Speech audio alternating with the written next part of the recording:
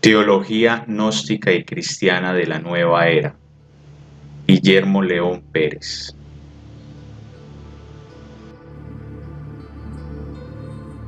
La Navidad.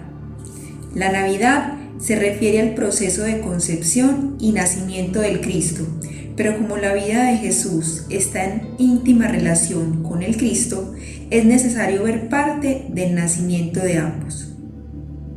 La Inmaculada Concepción. La concepción del Hijo primogénito de María, Jesús, encierra un gran misterio, ya que María, según el Evangelio apócrifo, siempre defendió la concepción no humana de su Hijo. De ahí la duda y desconfianza que presentara José al enterarse del embarazo de María, hecho el cual se narra en la Biblia. Ahí tuvieron que intervenir los ángeles del Señor, nuestros hermanos mayores, para aclararle las dudas a José, su esposo. El aspecto trascendental de la Inmaculada Concepción de María radica en la intervención directa de los hermanos mayores, encargados de coordinar esta parte del plan cósmico, y que muy posiblemente sucedió en la misteriosa visita, la Anunciación, que le hizo el ángel Gabriel a María en el 8º mes del año 8 de la era cristiana, que correspondía al año 748 del periodo romano. Todo este proceso de la Inmaculada Concepción está íntimamente relacionado con los dos grandes aspectos. La primera, con la enseñanza esotérica del simbolismo del nacimiento del niño Dios, que siempre nace de una virgen. El segundo aspecto corresponde a la formación de un cuerpo físico y psicológicamente muy especial, que fuera capaz de soportar el duro y difícil proceso de la pasión y muerte en el jueves y viernes santo.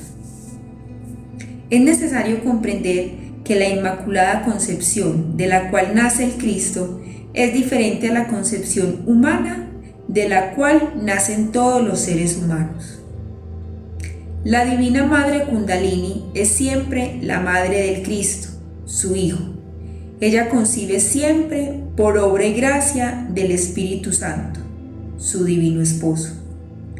Este misterio es lo que ha llevado a varios grupos religiosos a enfrascarse en una nueva ideológica y dogmática sobre la posible no virginidad de María, la Madre de Jesús, confundiéndola con la Virgen Purísima de la bendita Diosa Madre, que ha sido llamada Virgen del Carmen, Isis, Tonantzin, Rea, Cibeles, Adonía, Isoberta, Divina Madre Kundalini, etc. Ella es el fuego eléctrico sexual de todo iniciado, que serpentea libremente en su interior. Ella lleva al niño de oro en sus brazos. El nacimiento de Jesús. El nacimiento de Jesús se ha vuelto una leyenda, con un tejido maravilloso que encubre grandes verdades psíquicas, muy poco conocidas por la mayoría. Parece ser que en las primeras comunidades cristianas, Jesús era conocido como el Hijo humano de María y José.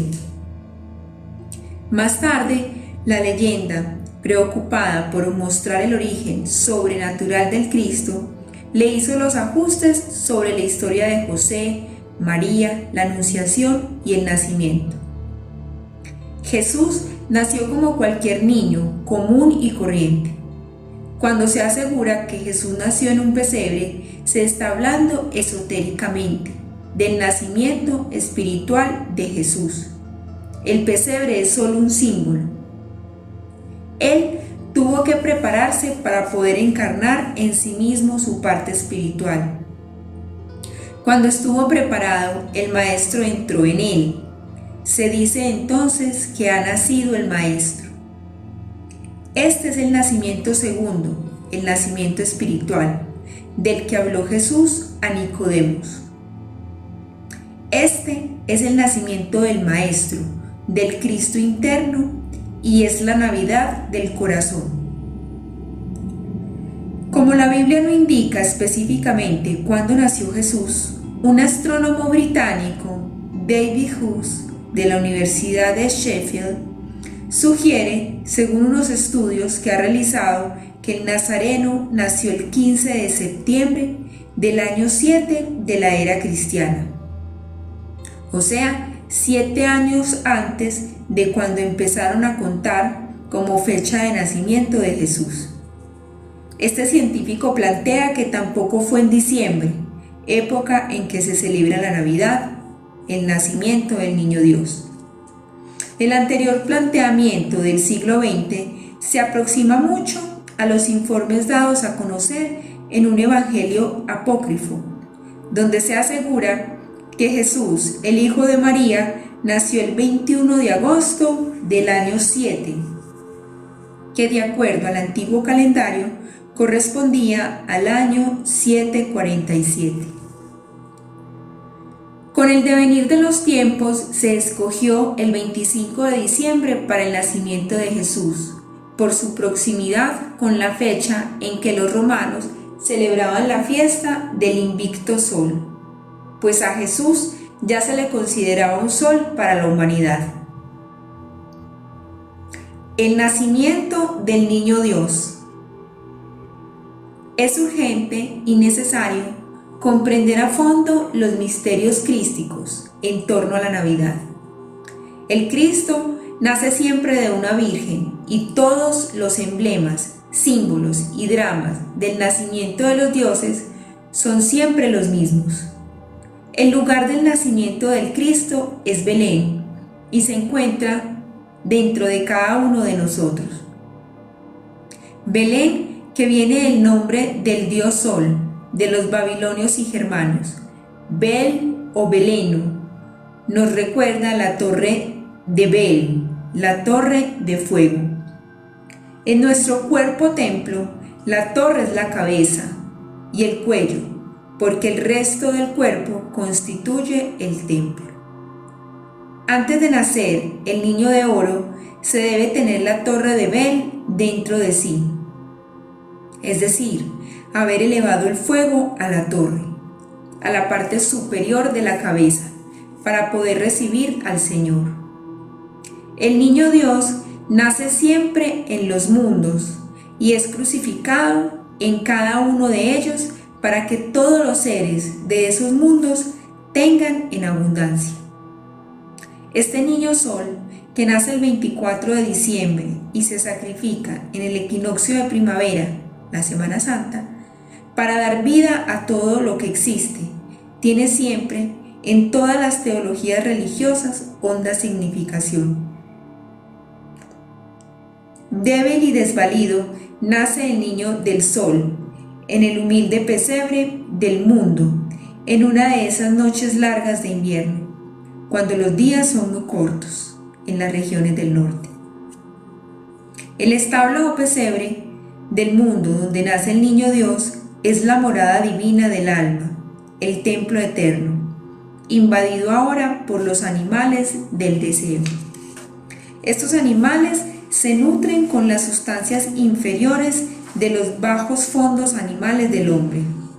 Allí viven y se multiplican.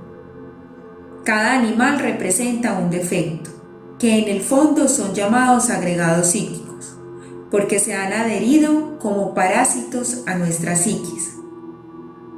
Es así como el espíritu siempre se encarna en el pesebre de este mundo para salvarnos. Los animales son esas bajas pasiones humanas. La Navidad es una fiesta solar, una fiesta inefable que tiene su origen en la noche profunda de los siglos. El sol físico tridimensional es tan solo el vehículo de acción del sol espiritual. El Cristo Sol, durante su infancia, se encuentra rodeado de peligros, pero él vive a pesar de los terribles peligros que lo amenazan. Sobre la fijación del 25 de diciembre como la fecha del nacimiento del Cristo, se tiene lo siguiente. Resulta que en esta fecha los romanos, debido a tradiciones antiquísimas que copiaron de los griegos, babilonios y pueblos celtas, venían celebrando la gran festividad del solsticio de invierno. Para honrar la memoria del nacimiento de su Dios, a quien designaban como un Salvador y cuya madre era una virgen pura. Esta festividad se conocía con el nombre del natalicio del Sol Invencible. Era celebrada con grandes juegos en el circo, comida y vino. En el año 337 de la nueva era, aproximadamente, los cristianos desconocían la verdadera fecha del nacimiento de Jesús. Deciden entonces fijar esta fecha como la solemne fiesta del nacimiento de Cristo por dos razones. La primera, por la semejanza con la fiesta romana, ya que estos consideraban al Cristo como un Dios y un sol que venía a iluminar y a salvar a la humanidad. La segunda era con el propósito de que mientras los paganos estaban ocupados en sus ceremonias, pudieran ellos, los cristianos, celebrar tranquilamente su fiesta. Huida a Egipto. Las dos veces nacidos, los que han pasado por el nacimiento segundo, por la Navidad interior, son considerados esotéricamente como niños, debido a que estos son los que más cerca de la virtud absoluta se encuentran. Ellos son los verdaderos maestros iniciados del ocultismo. La familia sagrada debe huir de su tierra natal para evitar que maten al niño de oro. Es por eso que se deben refugiar en Egipto, bajo la protección de unos parientes acaudalados de José. Herodes, que representa el poder mundano y que defiende la vieja y caduca casta sacerdotal, rechaza al Salvador del mundo, ya que ve en él a un poderoso enemigo para sus dominios. Es por esto que manda a matar a todos los niños maestros iniciados. El niño Dios, para salvarse de los ataques del mundo, debe refugiarse en el poder y la sabiduría, simbolizados sabiamente en este drama con Egipto y los parientes acaudalados de José, hasta que esté preparado para continuar la misión. La Cuaresma. La Cuaresma es considerada como el tiempo de penitencia, de arrepentimiento y de recogimiento por los errores cometidos. También corresponde al advenimiento de las fuerzas de Enoch en la primavera. Se refiere a 40 días de continencia de carnes. La auténtica Cuaresma se presenta 40 días después de la crucifixión del Cristo y no 40 días antes, como pretenden creer varios grupos religiosos.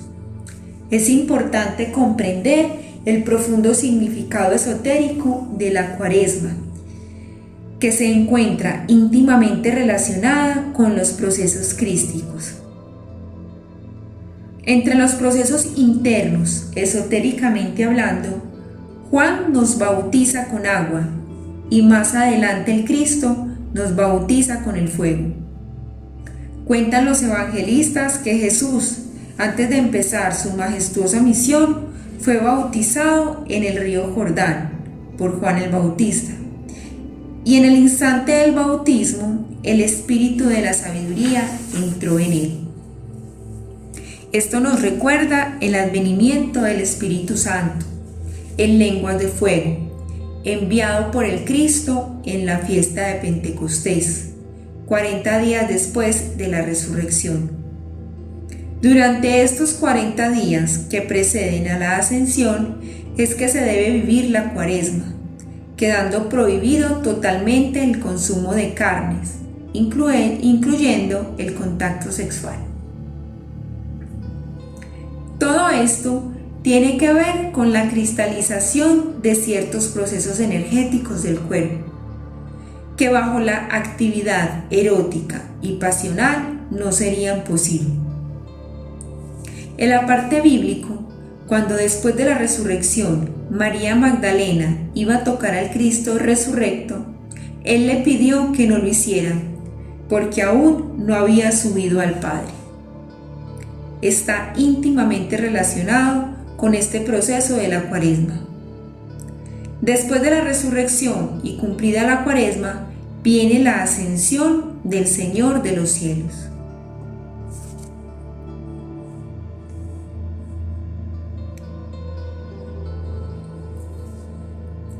La Pascua. La Pascua era la más solemne y antigua fiesta de los hebreos. Esta fiesta, al igual que la de Pentecostés y la del Tabernáculo, eran festividades donde la ley ordenaba presentarse al templo para dar gracias al Señor por los beneficios recibidos. Esta fiesta era de noble carácter, primero agrícola, que era el comienzo de la siega y de las primicias. Duraba 7 días. El segundo es histórico, ya que conmemoraba la salida de Israel de la esclavitud de los egipcios. También era llamada la fiesta de los ácimos. En esta fiesta se inmolaba un cordero o macho cabrío en sacrificio, el cual se consumía toda su carne, con panes y hierbas amargas, como símbolo de la liberación de la esclavitud.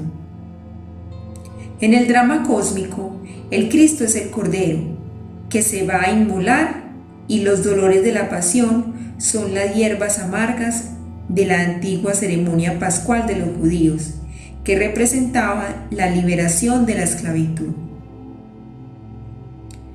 La ceremonia de la Eucaristía es una actualización de la antigua fiesta pascual de los hebreos. Jesús la rememoró también de otra forma, el Jueves Santo en la Última Cena, simbólicamente, cuando se ofreció en el pan y en el vino a sus apóstoles. Toda esta enseñanza simbólica es representada en la Santa Eucaristía de la Misa, especialmente en el Santo Sacrificio, y así se ha perpetuado hasta nuestros días. Recordemos pues que nada de estos procesos del drama cósmicos eran nuevos, ya se les conocía desde la antigüedad, aunque en formas diferentes. El Antiguo Testamento la narra completamente en el Génesis. Para tomarla era necesario hallarse puro. Bodas de Caná.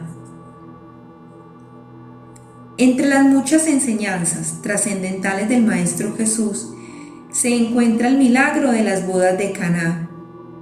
Como Jesús de Nazaret representó en carne y sangre todo el drama cósmico, cada acto y hecho de su vida lo hemos repetido varias veces.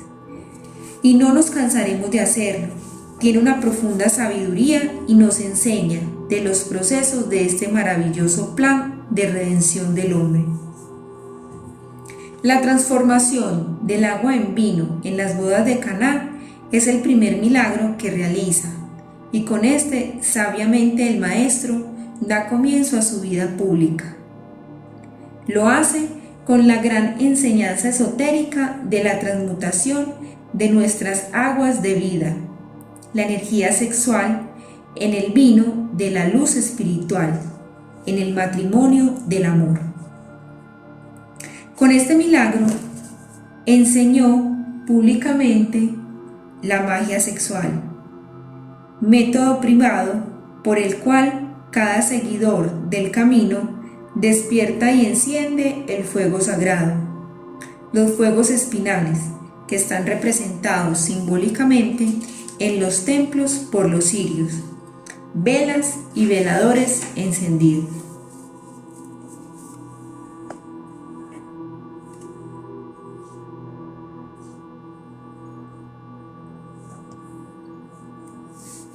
La Semana Santa.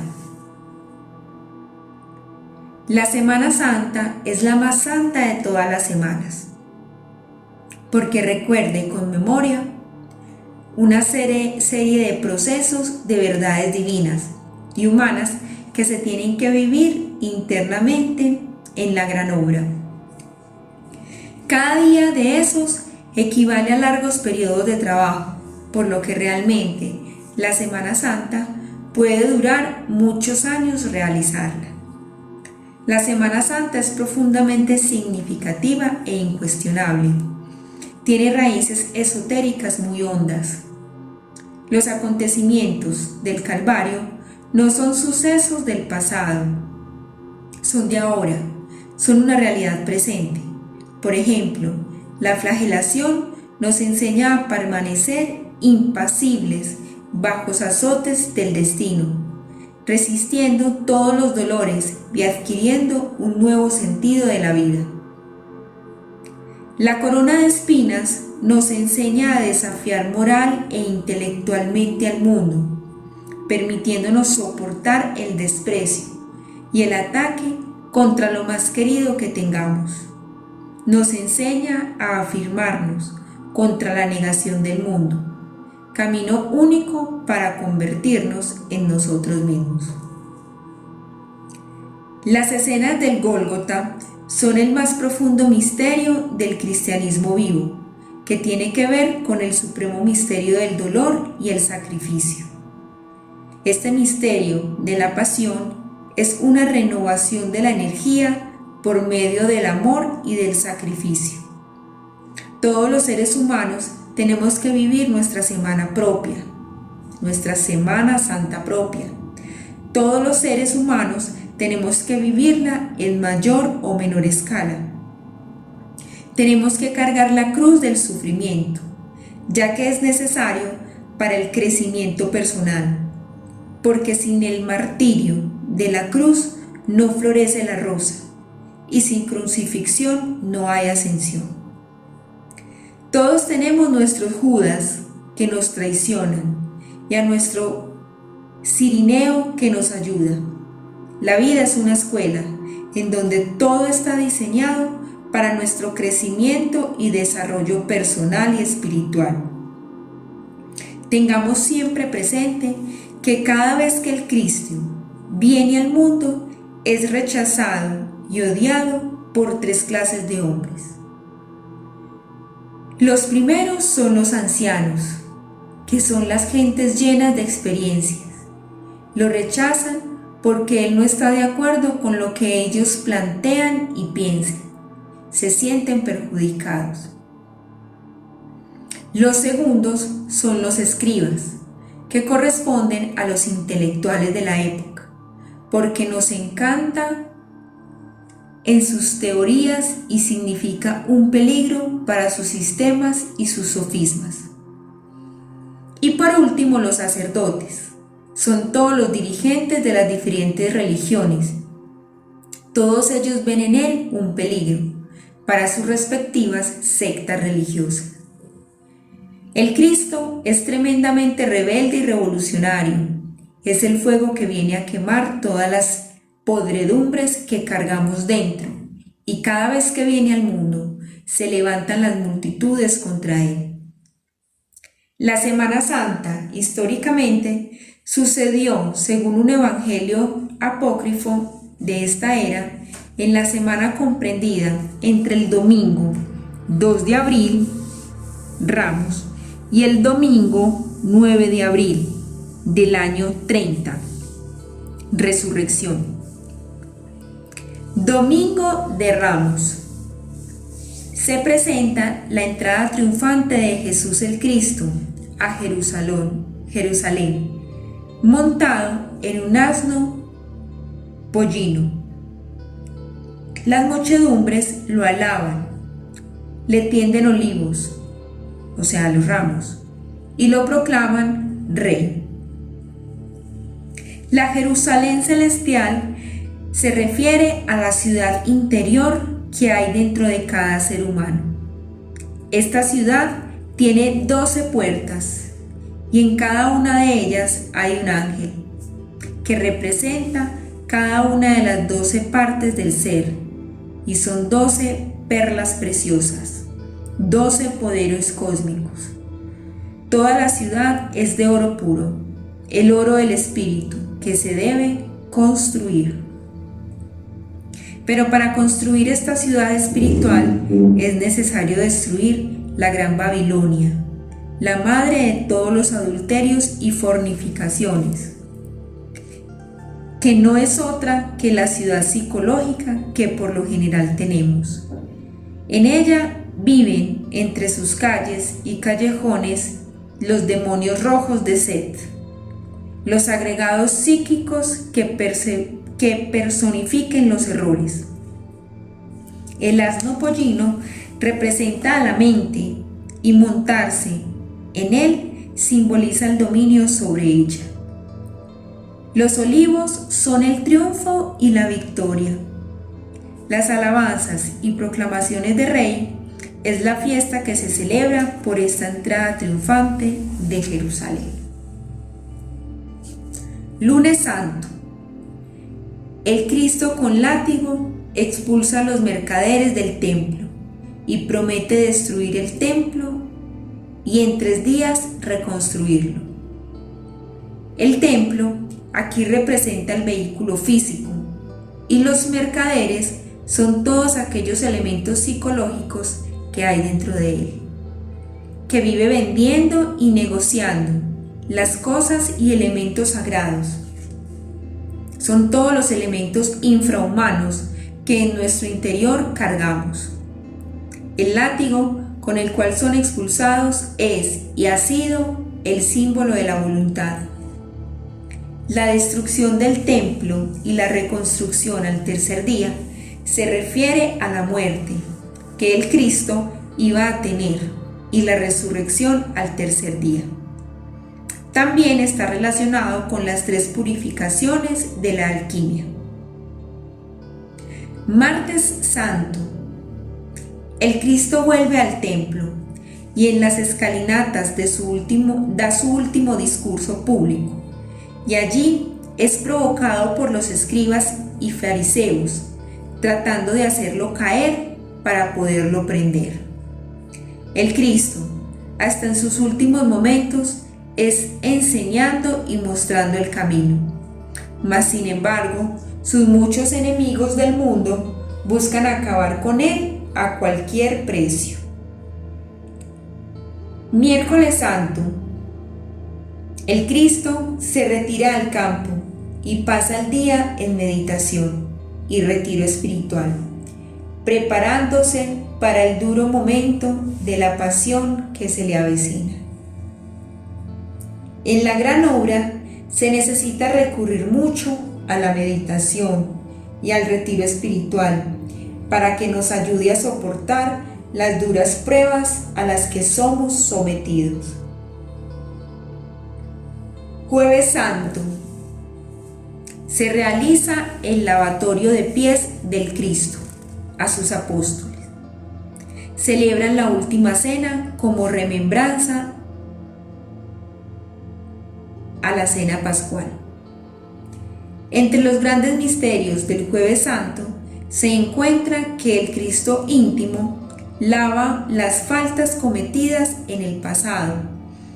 También representa la profunda humildad de darse en servicio y amor a sus semejantes. La última cena es la conmemoración de la cena pascual, siempre símbolo y fiesta por la liberación de la esclavitud. Es el establecimiento de la Eucaristía como camino de regreso a Dios.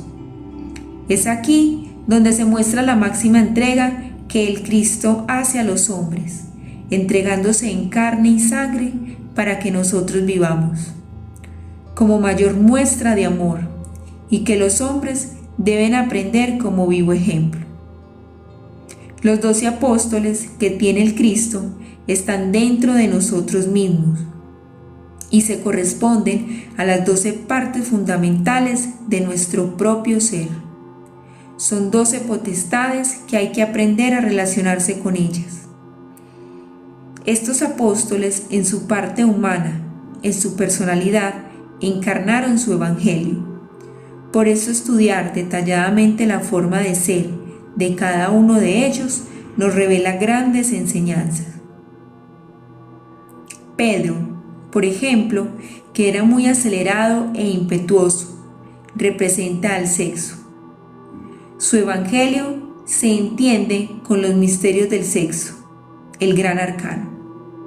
Él tiene las llaves del cielo, por eso es que se dice que es el cuidador de la portería del cielo. Él es Patar, piedra, y el Maestro Jesús lo llamó Petrus. Tú eres piedra, y sobre esta piedra edificaré mi iglesia. Siendo pues el inquieto y acelerado sexo la piedra básica sobre la que se debe edificar la iglesia interior. Es Él el que debe estar entregado permanentemente a la evangelización, como lo hizo Pedro, y no a los placeres del mundo, como normalmente se vive. Juan, el discípulo amado del Maestro, representa al Verbo, la gran palabra.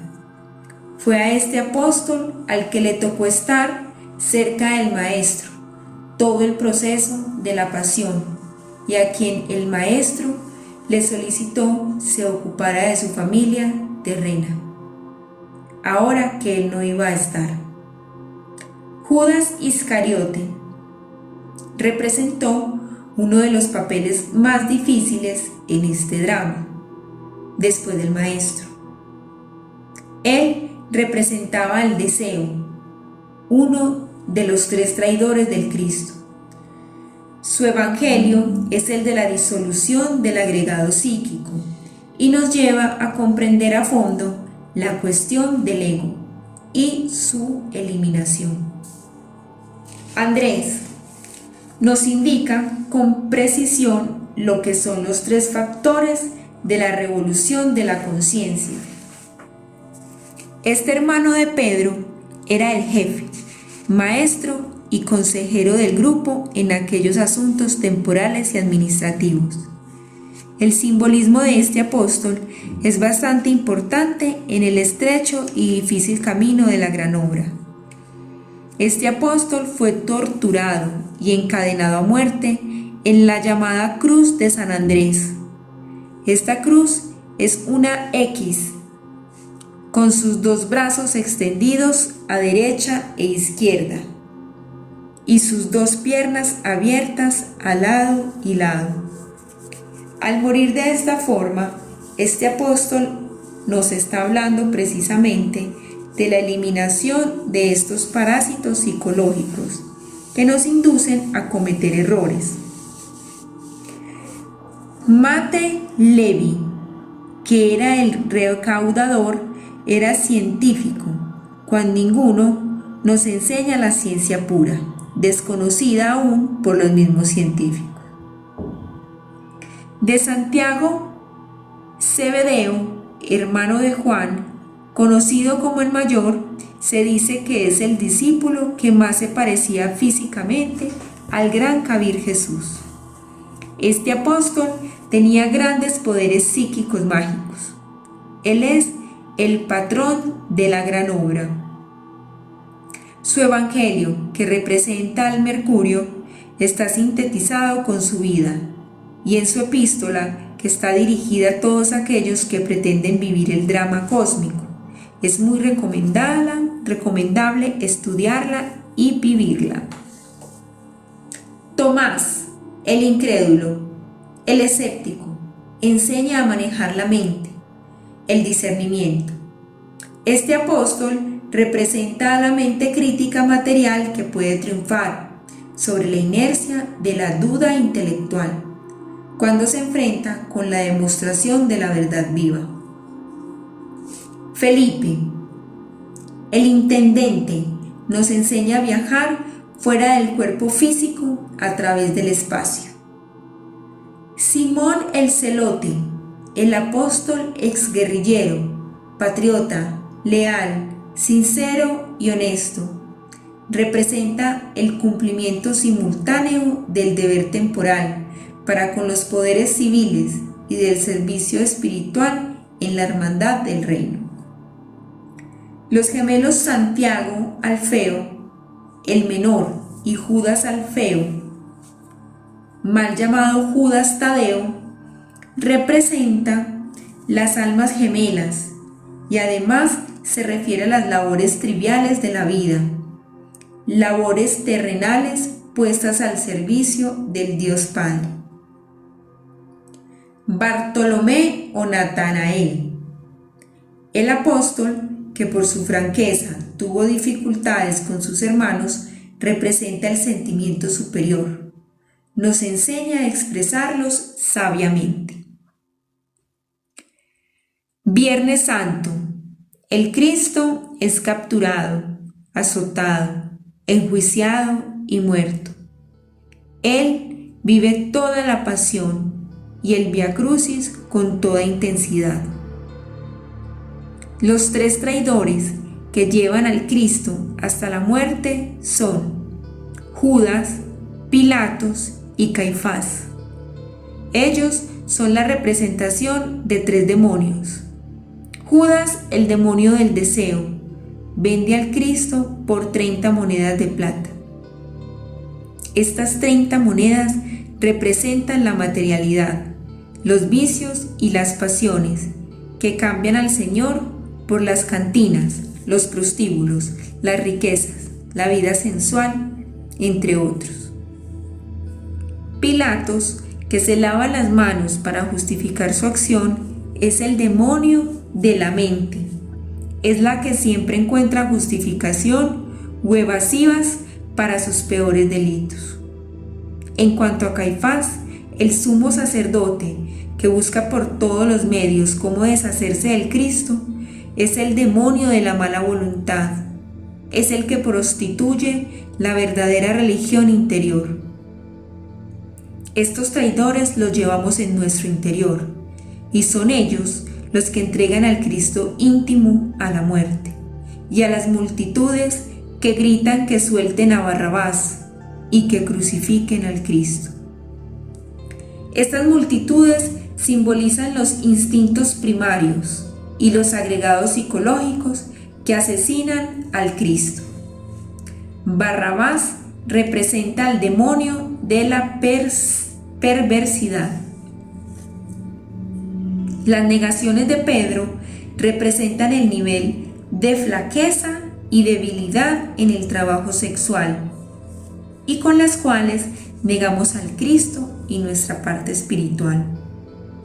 El gallo que canta en el amanecer y que marca el fin de las negaciones de Pedro representa el verbo, el gallo. En el Vía Crucis o en la vía de la cruz, y a los que se le ha sometido el Hijo del Hombre, se refiere al dolor y al sufrimiento por el que debe pasar todo el que va a encarnar el amor en su corazón. Los azotes y la flagelación a los que se ve sometido el Hijo del Hombre se refiere al dolor y sufrimiento por el que debe pasar todo aquel que va a encarnar el amor en su corazón.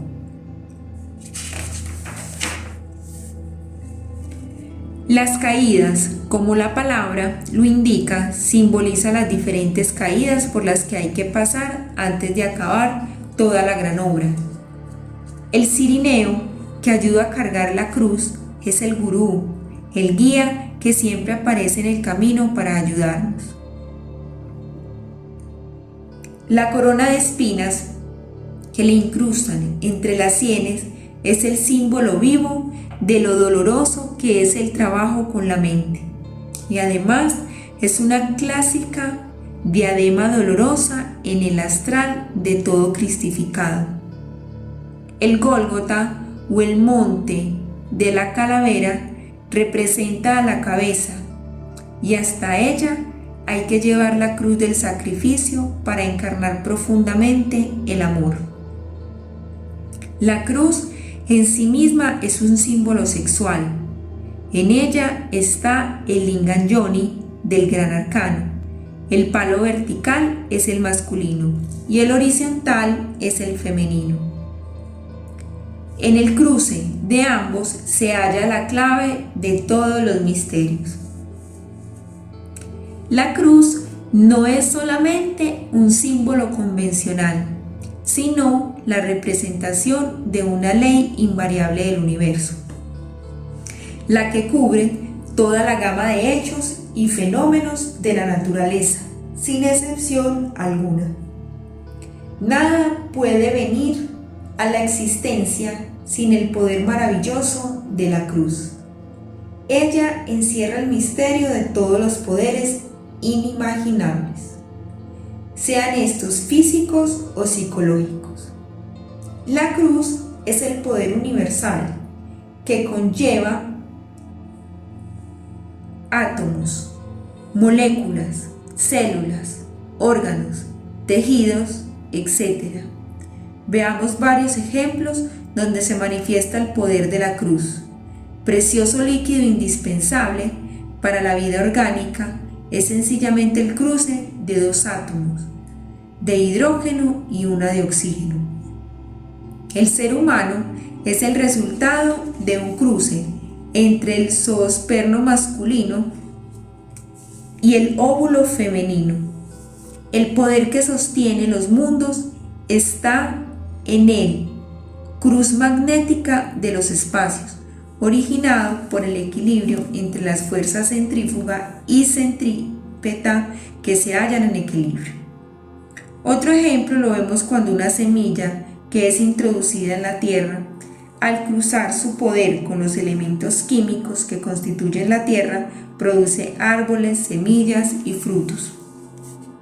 Sin el poder de la cruz no existiría nada nuevo, ni se podría transformar lo antiguo. Es por todo esto que se encuentra como un símbolo maravilloso en el drama cósmico, en el Vía Crucis o camino de la cruz del Viernes Santo. Ella ha sido llevada a los altares para ser venerada y rendirle culto, aunque la mayoría de las gentes desconocen su más profundo significado. En los dos maderos atravesados de la cruz se encuentran las huellas de los 3 clavos.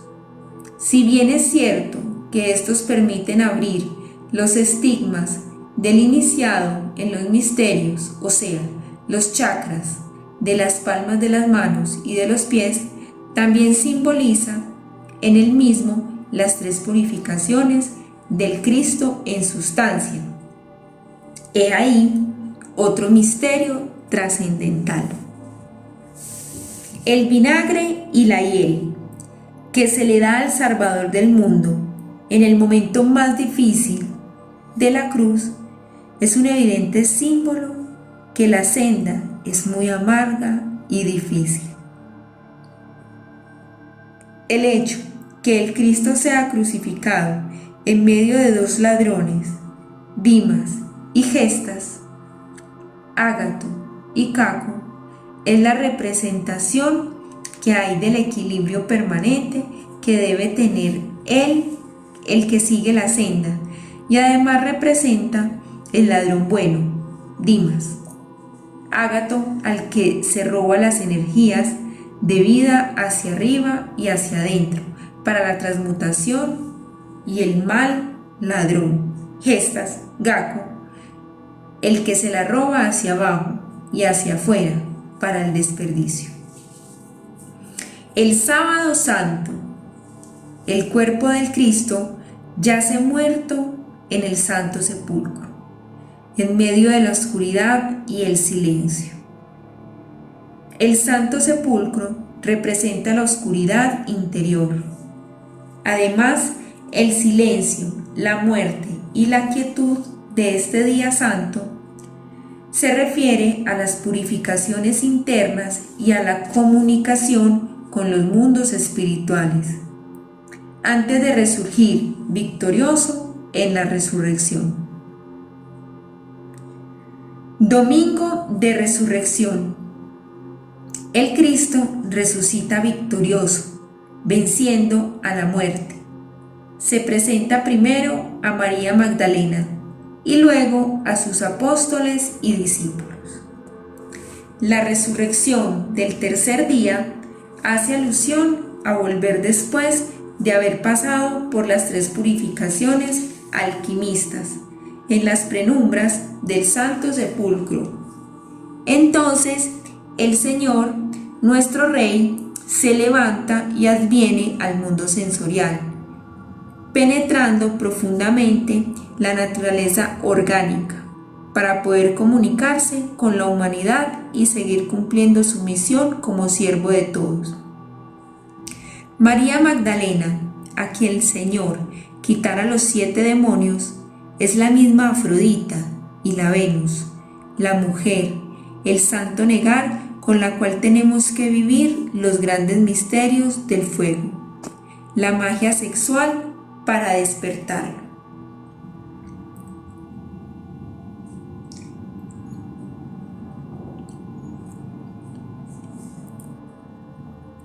Pentecostés.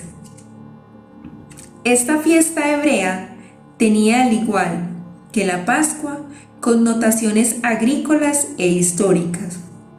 Desde el punto de vista agrícola, marcaba el fin de la siega. Era señalada como la ofrenda de los primeros panes. Se celebraba 50 días después de la oblación de las primicias. Históricamente, conmemoraba la promulgación de la ley. En ella se celebraba el día en que el Señor entregó a Moisés las tablas de la ley. Se inmolaba un macho cabrío, simbolismo de la bestia animal de hombre, en sacrificio para la expiación de los pecados. En el cristianismo se conmemora la venida del Espíritu Santo, 40 días después de la resurrección en lenguas de fuego, a los apóstoles y discípulos. Esta fiesta esotéricamente se refiere al advenimiento del fuego del Espíritu Santo al cuerpo mortal, para que sea penetrado por la iluminación y la sabiduría. La segunda venida del Cristo. Entonces aparecerá el estandarte del Hijo del Hombre, y verán al Hijo del Hombre venir sobre nubes, con poder y majestad grande. La segunda venida del Cristo corresponde a la 4ª y última etapa del maravilloso plan de redención. Esta parte del plan se verifica aproximadamente 2000 años después de haberse presentado el drama cósmico. La primera venida del Cristo, como quiera que la segunda venida del Cristo, reviste cambios y transformaciones, ya que significa revolución total. La segunda venida del Salvador del mundo se presentará después de estos últimos tiempos, para esta 5ª raza, épocas de la gran tribulación, tiempos apocalípticos que terminan con el siglo.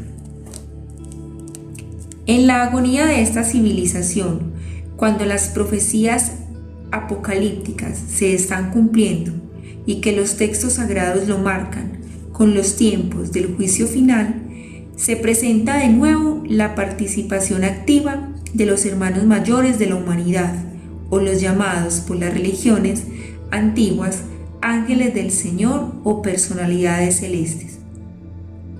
Ellos, por su código moral que manejan, no pueden intervenir directamente en las civilizaciones que emprenden el proceso evolutivo, para no violar la ley de libertad individual.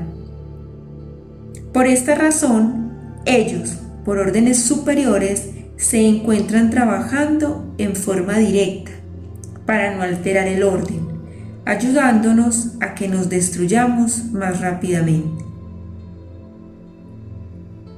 Es así como descontaminan los mares y la atmósfera de toxinas de la temible radioactividad y van corrigiendo las fallas geológicas que todos nosotros en nuestro afán egoísta originamos en esta loca carrera hacia nuestra propia destrucción.